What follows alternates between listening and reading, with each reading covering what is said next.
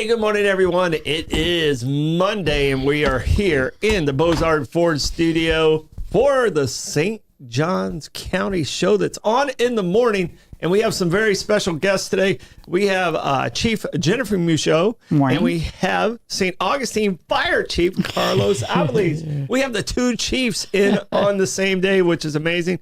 We're going to be talking about, I'm sure we're going to talk about Night of Lights. We're going to talk about some noise ordinance, some new stuff. We're talking about public safety. We just got a lot of stuff with you guys, and we're going to try and get you out of here so you can go do your grown-up job.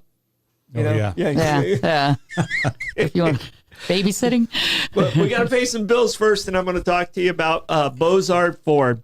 Since 1949, Beaux-Arts Ford Lincoln has been more than just a dealership. It's a local legacy built on trust, family values, and commitment to doing things the right way. Proudly serving St. Augustine and beyond for over 75 years, Beaux-Arts Ford offers award-winning service, unbeatable selection, and state-of-the-art facility with over 91 climate control bays. A quick lane, which is very important because it's no appointment needed for that maintenance. And they even have Ford's Garage restaurant. You got to try the Jiffy Burger. Recognized with Triple Crown Award and President's Awards, Beaux-Arts Ford Lincoln is where hometown service meets national excellence. Great pricing, friendly faces, and a better buying experience. Located right there on I-95 and State Road 16, Beaux-Arts Ford Lincoln.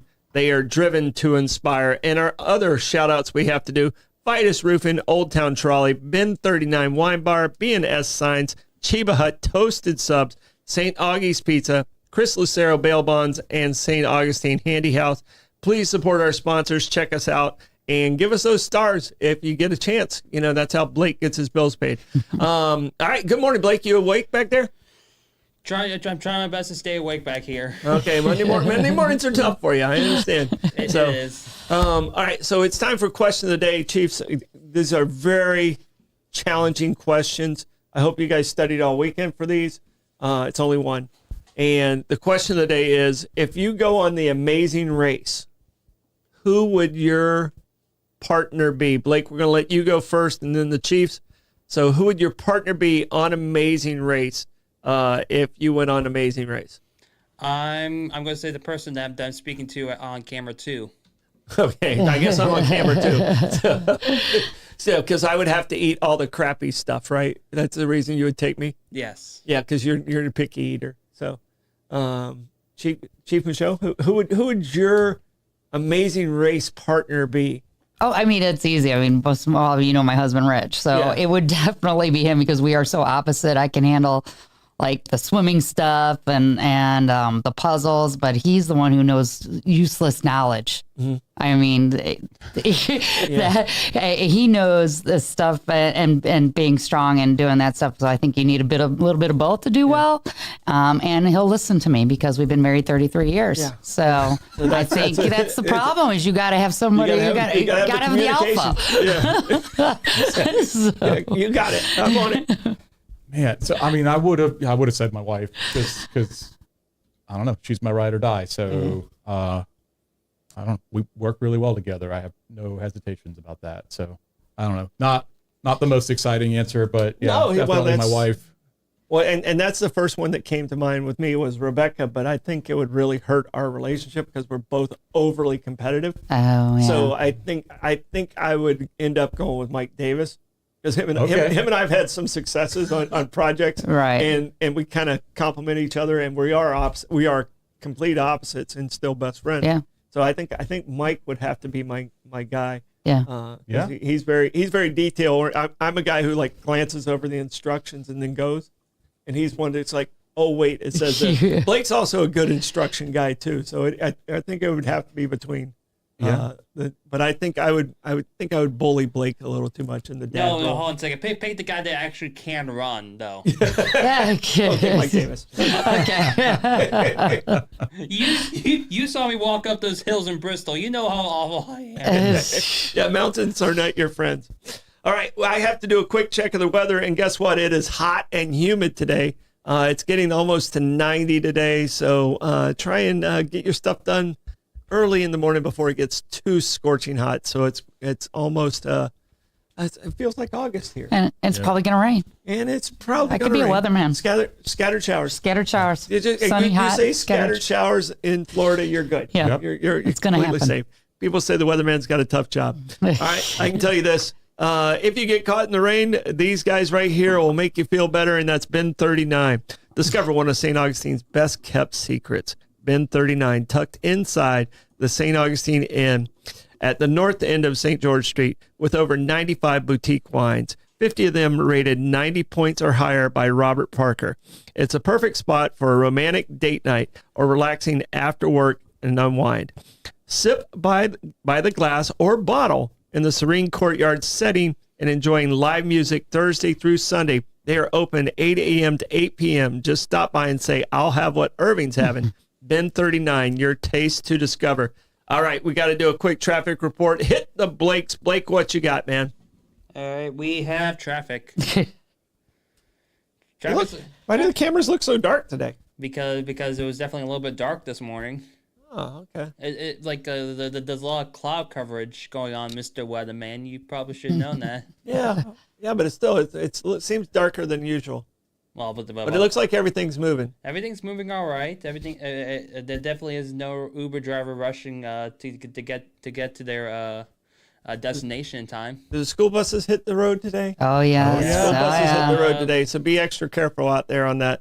Blake, will you do that read for us for Old Town Trolley? Yes, I will. That traffic report is brought to you by Old Town Trolley. Climb aboard Old Town Trolley and experience over 500 years of history in the heart of St. Augustine. This fully narrated 90-minute tour features 22 convenient stops and covers more than 100 points of interest, including iconic landmarks like the Castillo de San Marco, the Fountain of Youth, and Flagler's Historic Hotel. With open-air views and all-day hop-on, hop-off access, it is the most fun and flexible way to explore the nation's oldest city. Your ticket also includes a free admission to the St. Augustine History Museum, and local St. Johns County residents ride free with a full fare guest through the Hometown Pass program at hometownpass.com. Old Town Trolley, the best way to see St. Augustine, one stop at a time. All right, we're going to hit one story, and then we're going to get straight into our interview, but our story does have to do with St. Augustine. You guys are both amazing representatives of St. Augustine, but this one's going to be a little shocker for some of these people. St. Augustine parking penalties set to soar by 185%. Parking in downtown St. Augustine is about to get a lot more expensive.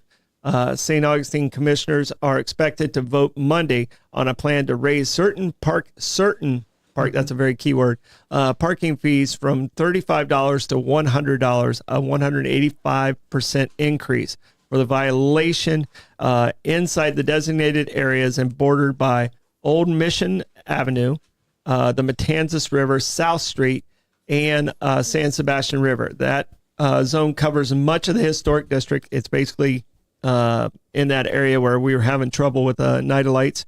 The higher fine would apply to blocking crosswalks or driveways. That's a big problem. In residential zones without permit, exceeding meter time limits, or failing to pay, and stopping in areas reserved for buses, shuttles, and rideshare. The proposal also adds a new definition for transportation zones, including franchise stops, rideshare stops, and residential parking areas. City leaders say the goal is to encourage alternative transportation, reduce traffic congestion, and keep vehicles moving, especially during major events like Night of Lights.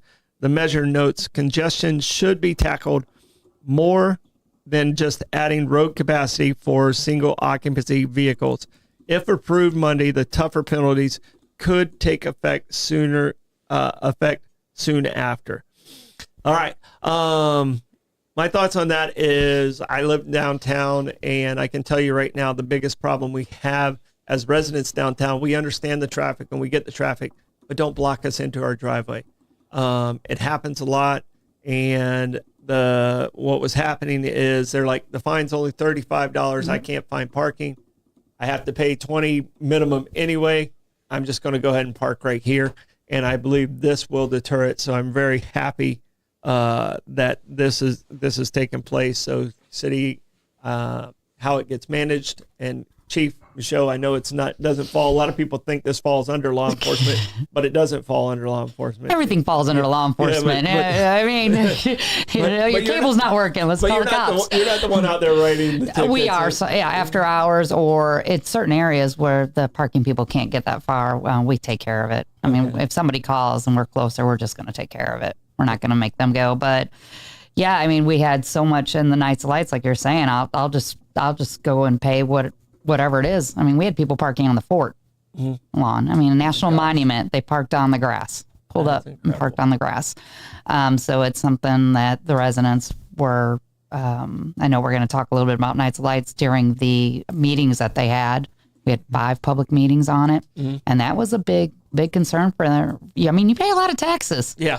And when you can't get to your house, I'd be quite angry too, or trapped that you can't leave your house. Yeah. I think that being trapped in is actually worse. We can find, I mean, we've had situations, being locals, we have a pretty good job of finding other parking places. We know where we're at, and, you know, we can communicate with neighbors, but getting trapped in your house was probably the worst situation that we had. And then, like, they'll park on yellow curbs and they don't care, and then that affects him. It's just a nightmare. Yeah. So, I mean, hopefully this is a deterrent to keep. I think that's all that it's intended to be. Right. Yeah. So, all right. So I have Chief Michaux and Chief Aviles. I've known both of you guys for a long time. You guys have done an amazing job for the city. Chief Michaux, I'm going to start off with you. You know, ladies first. Yes, absolutely. Ladies first. So you are the first female chief in the city of St. Augustine.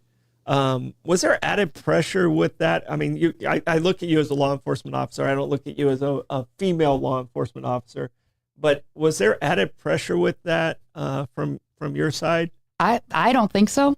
For me, because I came from a male-dominant profession, being in the Navy, being a loadmaster, and then going over into law enforcement, another male-dominant profession. And I always did everything that if it scared me, I was going to do it. Being a motor cop, and I really didn't think of me and try to emulate or pick some of their brains and what they do and what worked for them and what didn't work for them, because I am a female. So I do have my male counterparts like that I'll call that are in the area when I want to run something by them. I'm like, it might be in a girl. And ask them a question. Well, when you're running a fraternity, like I do, that's what I like to call it sometimes, because it's mostly all men. Luckily, I have some amazing women that keep them in line when I'm not around. We think different. We do. So I will ask my male counterparts. I'm like, okay, am I thinking like a girl right now? And they'll tell me if I am or not, or if I'm on track. But I really didn't look at it as an issue, because I was fortunate to have some good mentors. Yeah. So, and you kind of worked your way through the ranks, and you knew every position, and you pretty much sat in every position before you became chief. I've been there 30 years. Yeah. Because, I started when I was 15. Yeah, 12. Yeah. And Chief Aviles, like when you started, you were fairly young chief coming in, and immediately after you started, didn't Matthew hit? I mean, what was the timing of it? I mean, it was almost. I felt like it was just weeks after, but I don't know. I think it was 3 weeks. I think my very first day, we were actually at the EOC and had been activated for a different storm that hit like the Big Bend area. Ended up being nothing, but it was sort of my wake up call. I remember that morning vividly, because it was my first morning, and instead of going to the station like I would normally go, I had to drive out to the EOC for a meeting, and John Regan, the city manager at the time, calls me first thing in the morning, and he's like, "Hey, chief." And that was the first time he had called me chief. And I was like, oh boy. Yeah. That made it real. Yeah, it did. It really did. But no, I mean, I was 33, so I had no business being in this position. So, but no, I've been very blessed. I've been in the position now 9 years. So been with the city for 20. That's great. Yeah. Now you were 33. Was it almost? I mean, you obviously you had your military experience, and you had the fire experience. What do you think earlier in your career prepared you to be the chief? I mean, yeah, and obviously you proved yourself during Matthew. that you were the right guy for the job? Because I'm sure there was a lot of questions. Why is this young guy getting this job? And you proved yourself. I mean, so I think it was almost a baptism by fire. Or flood. Or flood. or flood. But what do you think in your early career prepared you so well to take that job at such a young age? I think all of it. I did hold every position within the department, with the exception of being the fire marshal, but I did fire prevention work. And so I've benefited from a lot of really great mentors and folks that I've been able to lean on over the years. And then my military experience obviously lended itself to the position as well. I spent a lot of time bouncing around the MP Corps in the reserves, taking on different roles. I spent a lot of time in the operations world.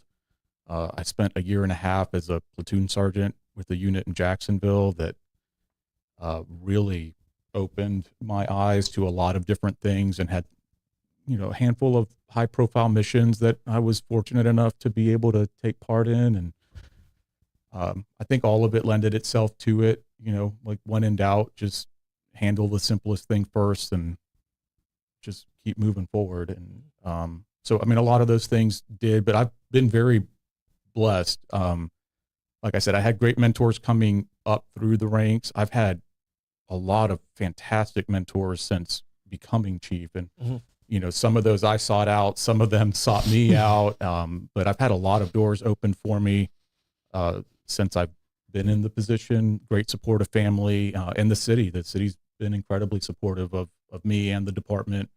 And, but I remember the night before Matthew hit and what that forecast was, and me thinking, what am I doing? This is, what have I done? What have I gotten myself into? And, but in a weird way, it was exactly, I think, what I needed, because I think a lot of those hesitations or questions that people had out there very quickly got washed away. And it was a great opportunity for the folks to see me in that role during an event that very few of them had experienced, even with their time in the department. And they really rose to the challenge. And, now, unfortunately, we've done it more times than I can count.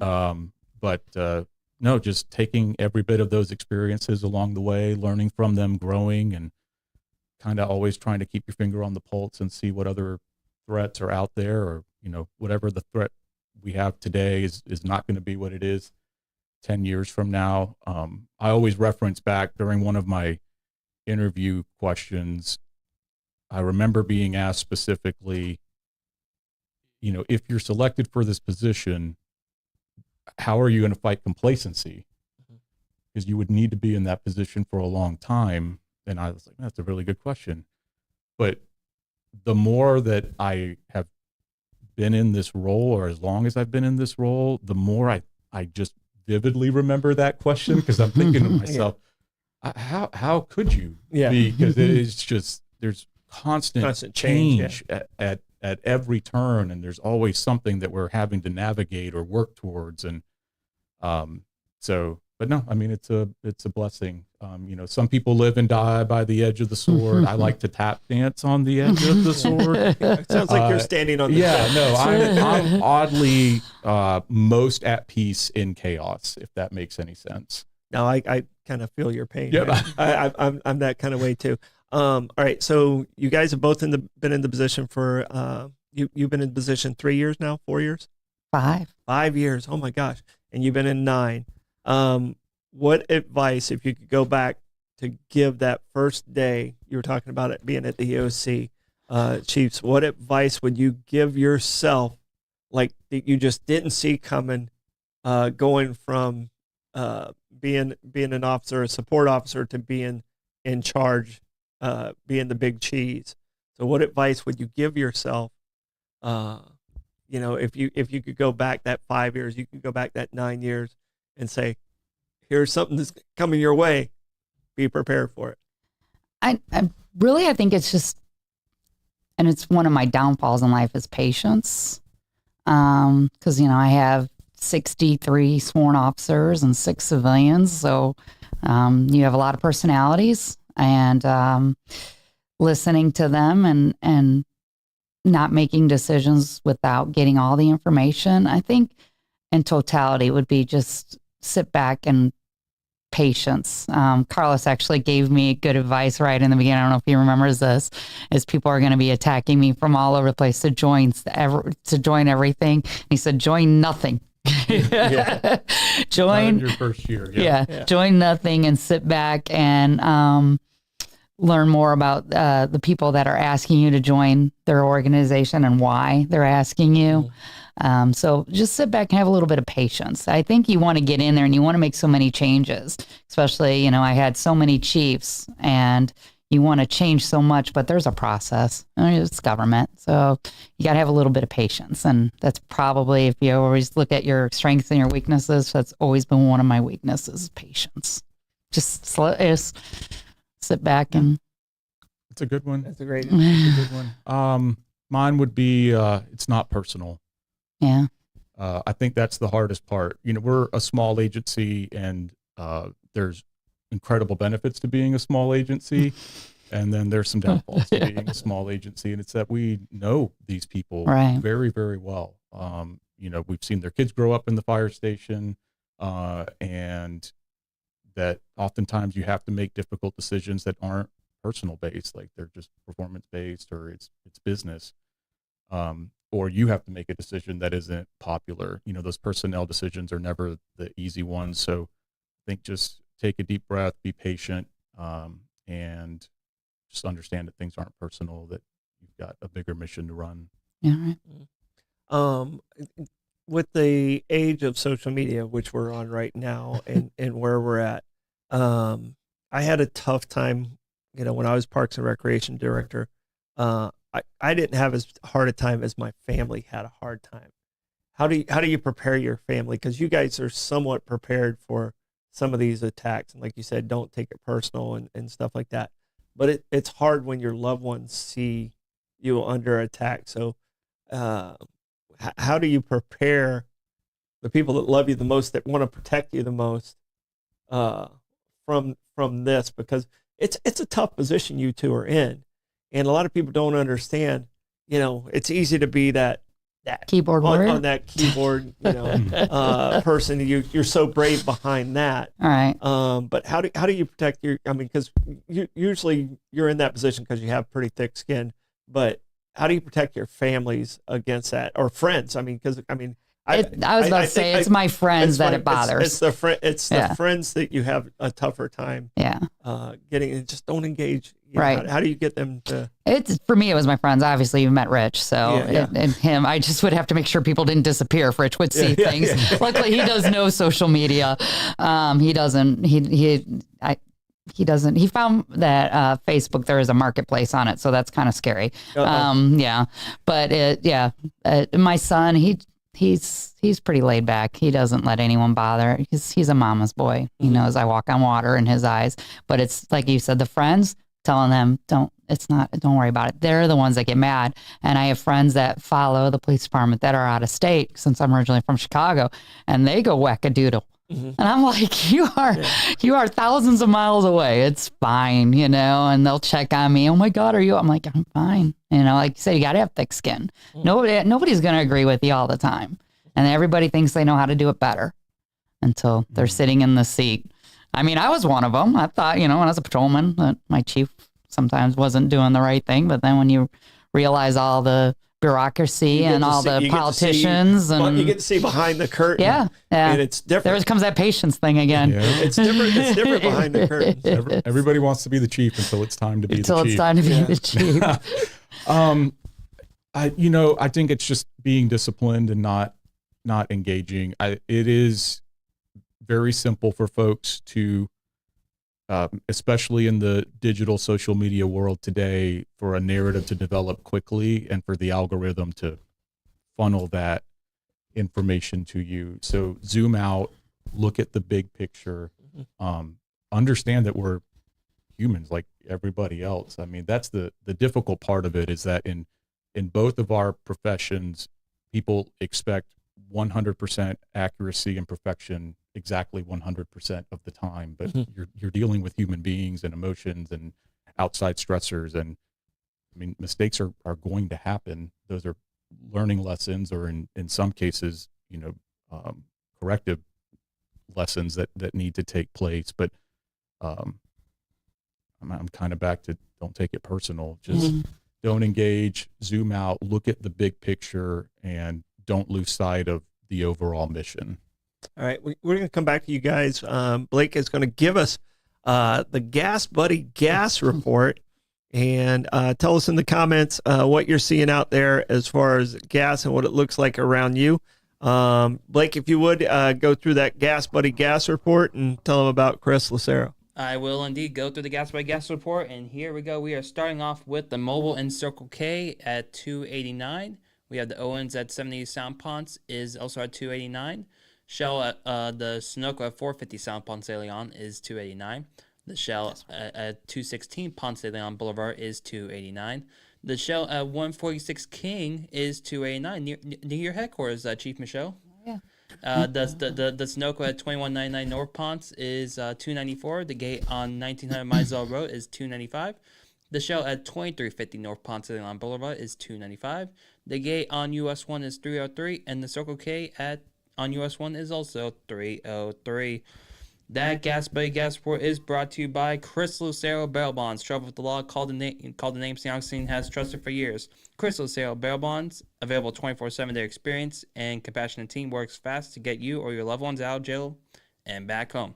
From paperwork to release, they make the process simple, discreet, and stress-free. No judgment, just help when you need it the most. One of the times matters, remember the name and the number. Chris Lucero Bail Bonds at 904-822-BAIL. That's 904-822-2245. All right, now I'm going to hit you guys with the live music today. Comes to us by visit staugustine.com. We have Jim Lamb at the Milltop Tavern at 12 noon. Reggie Starrett at Trey Winds at 1. Joshua Tennessee Worthy at Milltop at 4:30. Bones at the Tides Oyster Company and Grill at 5. Mark Hart at Trey Winds Lounge at 5. Joe Downing at Salt Life Food Shack at 6. Matt Wilson at Cortez's Bistro at 7. Johnson Burns, we still don't know if they actually exist. Trey Winds Lounge at 9 p.m. And that music report is brought to us by Fidus Roofing. When it comes to protecting your home, trust Fidus Roofing and Construction. Voted Best of St. Augustine every year since 2012. As a GAF Master Elite Contractor, Fidus installs the GAF Lifetime Roofing Systems and expert metal roofs built to withstand Florida's toughest weather. It is hurricane season, guys. From emergency repairs to full replacements, plus pavers and gutters, Fidus delivers quality, durable, and energy savings with every job. For Fidus Roofing, give them a call at 904-355-ROOF. That's 904-355-7663. Fidus Roofing, where trust, I don't know what I just did, where trust is built from the top down. And we're back to the Chiefs. And I want to go into some things about law enforcement and a little more on the detail side. Chief, I sent you something yesterday, Chief Aviles, I sent you something yesterday about a fire 30 years ago would take you'd have 30 minutes to get out of your house. And now it's down to 4 or 5 minutes to get out of your house. And explain to me how that challenge has come into play with you guys too on a house fire. So, over the course of the last 30, almost 40 years, what we've seen is it's twofold. So number one is an increase in synthetic materials in the home. The amount of things in your home that are constructed or manufactured using some form of petroleum-based product.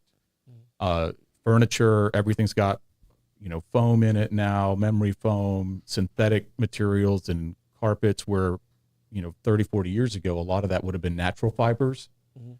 And so, but that stuff burns almost twice as hot. And so in the progression of fire, a room will heat up to the point where what we call flashover.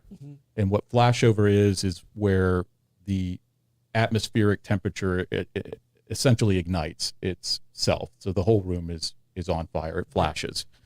And so that would be the apex of the fire.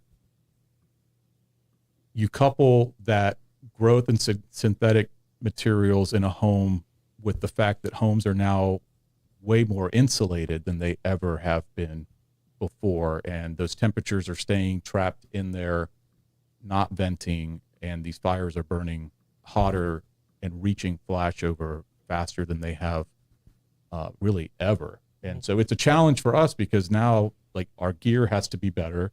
It's got to be thicker, which means it's heavier.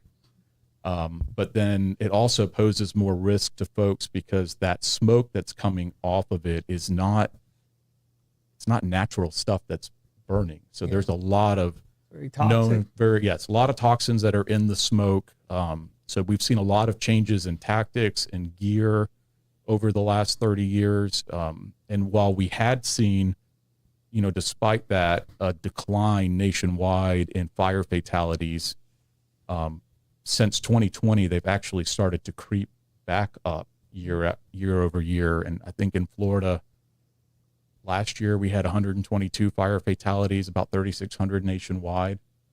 And so it does pose a challenge because we're asking these folks to kind of go deeper into more dangerous situations than they would normally. But it's a great segue into making sure that you've got working smoke detectors in your home, that you're testing them. All new smoke detectors now come with a 10-year battery in them. We offer a smoke detector home installation system. We also offer hearing impaired smoke detectors for those folks with that disability. But making sure that you're practicing those plans, especially with kids, that they know what that sound is. That children specifically, their sleep patterns are very different, and you could actually get smoke detectors where you could record voice over. And there's studies that show a child's more prone to sleep through a normal smoke detector, especially if they don't know what it is. But that they're much more receptive to waking up quickly if they think they hear their parents. And so, but just practicing that or investing in one of those voice actuated smoke detector systems, and practicing an escape plan, and sleeping with your bedroom doors closed. If you don't do that and you get nothing else out of this fantastic interview this morning, you should all sleep with your bedroom doors closed. It will significantly enhance your survivability in a fire.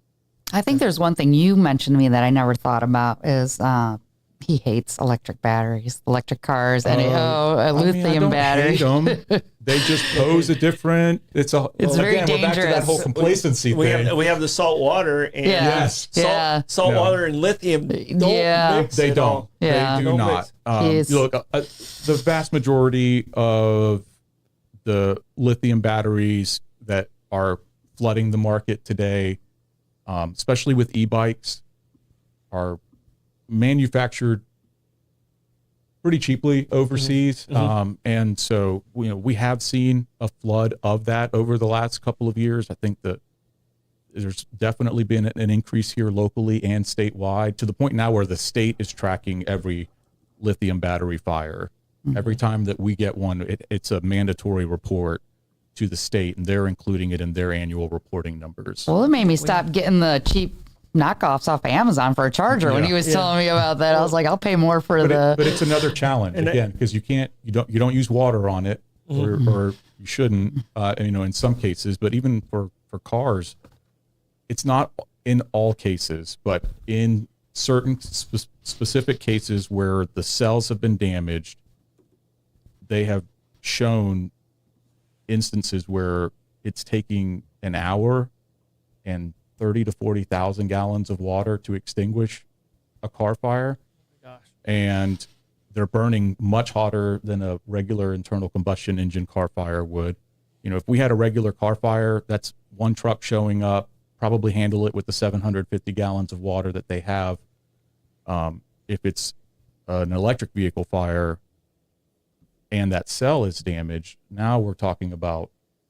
we're going to need a water supply You're gonna and a need a rotation hydrant, yeah. and a rotation of crews potentially, because your air cylinders won't last, more than 30 or 40 minutes working in that intense condition. So no, again, it's just kind of back to that complacency thing. It's just the threats are constantly changing. So I have an e-bike, but we never charge overnight, Right. and we never charge when we're not home. Great. Yeah. I mean, and that's kind of my own rule for us on charging those bikes. Because you can hear the hum when you plug it in. You can hear it. Right. You can hear it like, okay, something's happening here. We're going to keep our eye on that. But I mean, that's kind of our own house rule that we don't do that. Is that the right way to manage that? That would be, look, because it's not going anywhere, and I don't want to be like anti electric cars or anything. It's obviously they're mass produced now, they're everywhere. But yes, definitely, take that into account. But yes, no overnight charging, no charging when you're not home. And definitely don't drive through salt water. Don't. Salt water. Gotta let that thing air out. All right. Chief Michaux, we got to talk about this because it is the hottest topic out there, and that's night of lights. Right. Now, you guys have faced many, many challenges. I sit on the TDC board. We're trying to participate with the city on a lot of things. What are we going to see different this year than we saw last year with night of lights? I know you guys did some testing at During 4th of July. Yeah. on we tried. some procedures. So what is some things that like us local downtown people are going to see that's like, oh, okay. Yeah. This is what she was talking about. I think the first thing is we got to figure out when they're closing that bridge.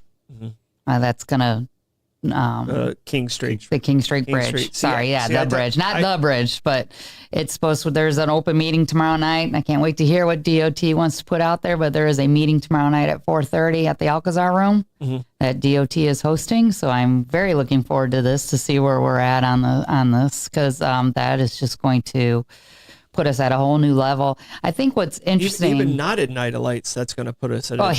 I mean, you just see it right now with the 2 lanes. I mean, in the afternoon, it's already backing up in the afternoon. But I mean, I have heard rumors that it might get pushed to January. Just keep your fingers crossed for that. I got my toes crossed. Because it was originally supposed to start last year. I know we've requested that it be pushed until Mm-hmm. January. Right. We just don't. I've not heard that. If We have been not, approved so or not, it'll be interesting to see what happens tomorrow. Yeah, I would love it. But I think the hardest thing that we dealt with is the pedestrians, and everybody knew that, and it's going to be having to change a mindset. Unfortunately, we're in the where people don't care. They don't care if they stop traffic and they walk out. The Bayfront and that whole area becomes a nightmare because if one person stops for the crosswalk, everyone just floods between all the cars. So you're going to see a lot more of the bike racks off, trying to funnel to them because we got to change their pattern. We got to change their pattern in that you can't just drive downtown to go around and look at the lights. You figure I was here 30 years ago when this started, and yeah, you can, as a St. Johns County resident, you can take family out to dinner and come drive through downtown. Well, our population has greatly changed. Don't do it on the weekend. Yeah. Don't do it on the weekend. Our population's changed in St. Johns County, and all those individuals think they can still come drive around downtown. So if you bring just the locals that think they can drive downtown, and then also the people that are coming to visit, and it's a free event. So I did reach out to the sheriff's office, and they've always helped us every year, and assisted us with giving us more personnel, and I've asked them for more assistance this year, and basically for them to work the crosswalk areas so we can be downtown and doing what we're supposed to be doing. So you'll see a little bit more green down there. Yeah, and that makes me happy because at the last TDC meeting, we approved $850,000 coming to the city, and you were there when I started the amphitheater, and we made the decision. City's going to be on the inside doing the law enforcement that you guys are great at, and then we had the PSAs and the sheriff's department on the street.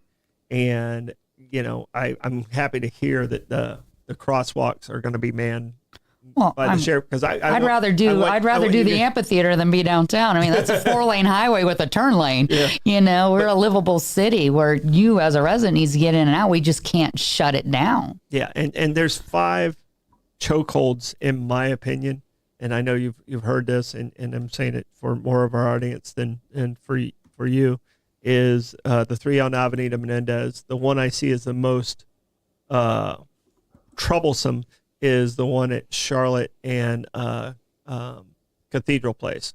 Okay. So that intersection, because the streets come together in 3 different locations. You got coming off Avenida Menendez, you got coming off the bridge, and you got coming around the loop from King Street where the people are doing their loop. Mm-hmm. And you got 3, and it really chokeholds right there if that intersection, and then again at St. George and Cathedral. So those 5 that I've witnessed, and I have multiple parking lots that I manage.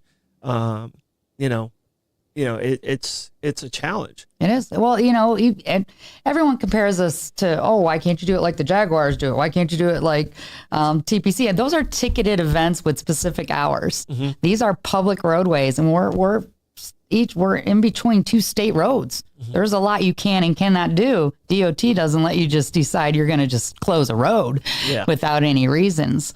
But come on, the city was built so it couldn't be attacked. So nobody can get in easy. Well, you can't get out easy either then. Yeah. I mean, it goes both ways. If you can't get in easy, you can't get out easy. I mean, ultimately it would be great if we could just shut the whole city down. But it's not practical. It's a livable city. No, it's not practical, and it's bad for business. It is. And you can't do it. So we got to figure it out how to do it a different way. But that's going to be back to changing people and their mindset that they have to follow the rules. They have to. I think somebody recommended that we put bike racks down the middle of Avenida Menendez. That wouldn't work, because everybody that doesn't listen and go to the crosswalks like we try to get them to, they're going to walk between all those cars, and there's going to be bike racks now in the middle of the road, and now they're standing on an island. The same people that cut across are the same people that are going to move the bike racks. They're going to move the bike racks. They're the same people that don't return their carts. So they're the cart returners. Yeah, those, I don't like those people. Yeah, those. I'll grab it when I see somebody leave a cart in Publix parking lot. I'm like, let me get that for you. Yeah, I got it. I'll walk over there. I get as snarky as I can possibly be. I got this. And when they're younger than you, don't worry about this. I'm laughing. So my son is 14, just got his first job at Publix, and came home about a month ago complaining like he was a middle-aged man after an exhausting shift at work. Mind you, it was 2.5 hours. Why won't people return their carts? That's part of his job. It's his job. They're just thrown all over the parking lot. They're in the media. I just laugh. He's 14, and I'm dying laughing on the inside. But yes, I have this whole different appreciation now for putting your cart back. Analogy. It's really fun. Yeah. Well, I don't understand the people that take the time to put it up in the median. Right, but not just put it back. Yeah. It takes more effort to do that. So that's what we're going to struggle with, is changing people's thought, their behavior of you have to go to the intersections. And I mean, we'll keep moving it around. But I know one of the big things is kind of back to your point about that intersection is eliminating the on-street parking there on Cathedral and putting up basically bike racks. So we're expanding the pedestrian access, making the sidewalks wider, and then putting some sort of divider between them and moving traffic. So that does a couple of things. Is it forces them to the staffed crosswalks where they can cross safely, and now we don't have traffic stopping for onesies and twosies that are just trying to directly cross the street there. So hopefully, and we don't have people slow trolling looking for parking or stopping for 5 minutes while a family loads up so they can get out and then make 8 awful attempts at parallel parking along the plaza. It will at least just keep that moving and offer a bit more of a separation for folks that are traveling by foot in that area.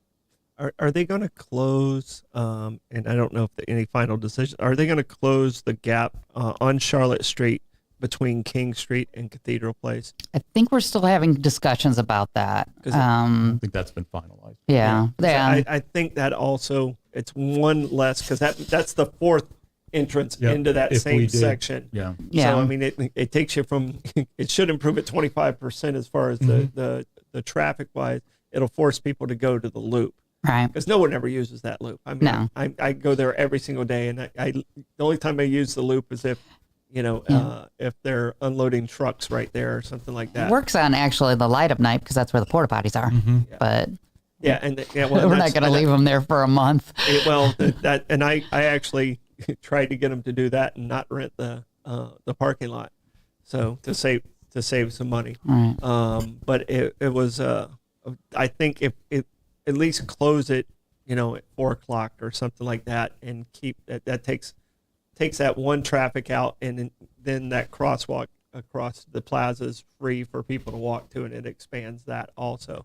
Yeah. So I don't have a vote, but I would like to see that possibly happen. I mean, things switch. I mean, we Hey, can constantly- we answer comments? Yes. Oh, geez. Yes. I asked, so let's see here. Bobby asked, how He's many in the nights Air of Force. lights? I know, So we don't. but he asked, how many nights of lights will the bridge, the DOT bridge affect? Should be? we well, don't it's know- 18 we don't- months, but yeah, right. they've So we don't know been at about this Oyster one. Creek for a while. So We don't know about this one. I guess Okay. we'll find out tonight. Tomorrow if night, they'll- yeah. Tomorrow night, yeah. Tomorrow night, Tomorrow if night. they'll push it. So maybe not this year, but definitely next year. And if they don't push it back, I would expect Two. both. So 25 and 26. That was a good question. Yeah, no, it should definitely affect. And then 26. somebody, yeah, absolutely. And 4th of July. Yeah. Kenny recommended that we put up bleachers along the bayfront and sell tickets for fireworks. Oh, for fireworks. Oh. Yeah, have a VIP or something like that. So, and help pay for some of the expenses. No, wait, hold on a second. The best, but be honest, the best VIP is on top of the Treasury Building. Well, they got to pay for that too. Yeah. That goes to charities that Troy works with. That's the Troy charity. It goes to charities. You guys are always welcome. But Bleachers along the bayfront? Yeah. It's not a bad. What, the regatta? There's a Maybe VIP that area idea for the goes back. regatta. I don't know. yeah. So, All you can do is That's ask it for the comments? yeah. So, that I saw. yeah. Yeah. Well, it's almost time to end. Is there anything I've left out that you guys would like to get out to the public today? And thank you guys for coming in. No, I just stay engaged and watch our Facebook pages when we're.